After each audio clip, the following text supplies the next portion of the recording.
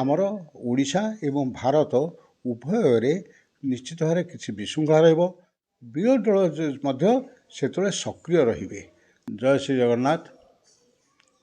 ଆମର ସାଧାରଣତଃ କୌଣସି ବ୍ୟକ୍ତିର ଭାଗ୍ୟ ଯଦି ଆମେ ଆଲୋଚନା କରିବା ତାହେଲେ ତାହା ସଂକ୍ରାନ୍ତିର ରବି ସଂକ୍ରମଣକୁ ନେଇ ଆଲୋଚନା କରାଯାଏ ଏବଂ ବୃହସ୍ପତି, ଶନି, ରାହୁ ଏମାନଙ୍କର ସ୍ଥାନକୁ ନେଇକରି ଜାତକର ଗୋଚର ମତେ ତାର ଫଳ ବିଚାର କରାଯାଏ।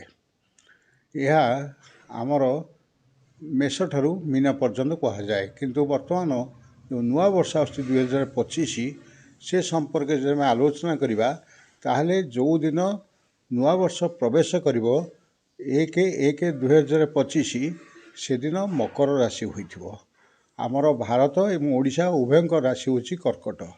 ତେଣୁ ଯେତେବେଳେ ପ୍ରବେଶ କରିବ 2025 ବର୍ଷ ତାହା ସେତେବେଳେ ଉଭୟଙ୍କ ପାଇଁ ସପ୍ତମ ଚନ୍ଦ୍ର ହୋଇଥିବାରୁ ନିଶ୍ଚିତ ଭାବରେ ଭଲ ଫଳ ଦେବ।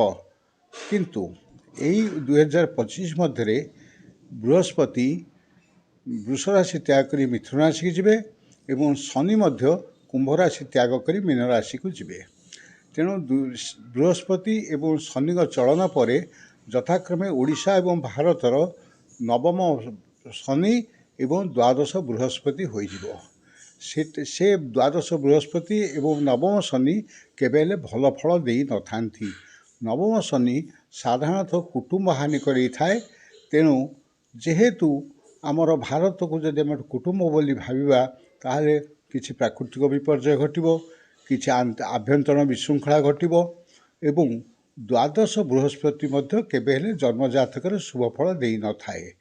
ଜନ୍ମଜାତକରେ ଯଦି ଆମର ବୃହସ୍ପତି ଏବଂ ଶନି ୟାଙ୍କର ଫଳ ଖରାପ ରହିବ ତାହେଲେ ମେ ମାସ ପରଠାରୁ ଆମର ଓଡ଼ିଶା ଏବଂ ଭାରତ ଉଭୟରେ ନିଶ୍ଚିତ ଭାବରେ କିଛି ବିଶୃଙ୍ଖଳା ରହିବ।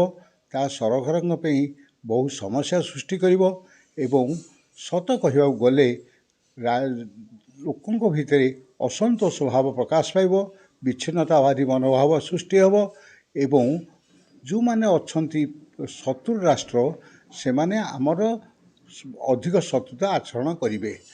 ଆମେ ଯଦି ଦେଖିବା ଆମର ଧନ ସ୍ଥାନଟାକୁ ଦେଖିବା ତାହେଲେ ତାହା ରବି ସଂକ୍ରମଣକୁ ନେଇକରି ଉତ୍ଥାନ ପତନ ଭିତରେ ଗତି କଲେ ମଧ୍ୟ ଯେହେତୁ ଆଭ୍ୟନ୍ତରୀଣ ବିଶୃଙ୍ଖଳାଟା ବଢ଼ିବାର ସମ୍ଭାବନା ଅଛି ତାହା ନିଶ୍ଚୟ ସରକାରଙ୍କ ପାଇଁ ଅଗ୍ନି ପରୀକ୍ଷା ସୃଷ୍ଟି କରିବ।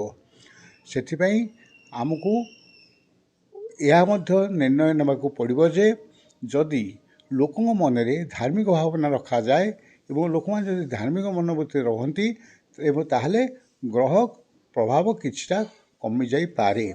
ସେଥିପାଇଁ ଧର୍ମ ଅର୍ଥ ଏଇଠି ଆମେ ପ୍ରଜାବତ୍ସଳତାକୁ ଯଦି ଗୁରୁତ୍ୱ ଦେବା ତାହେଲେ ସରକାର ଆମର ଲୋକଙ୍କର ସାମୂହିକ ଉନ୍ନତି ଯଦି କରିବେ ତାହେଲେ ନିଶ୍ଚିତ ଭାବରେ କିଛିଟା ସୁଫଳ ମିଳିପାରେ। କିନ୍ତୁ ଗ୍ରହର ପ୍ରଭାବ ନିଶ୍ଚିତ ରହିବ। ଗ୍ରହର ପ୍ରଭାବ କେହି କାଟି ନାହାନ୍ତି। ତେଣୁ ଆମକୁ ଆଗାମୀ 2025ର ମେ ମାସ ପରଠାରୁ ଓଡ଼ିଶା ଏବଂ ଭାରତ ପାଇଁ ଶୁଭଫଳ ଦେଇନପାରେ। ଏହା ମଧ୍ୟରେ ଆମର ମଧ୍ୟ ଅନେକ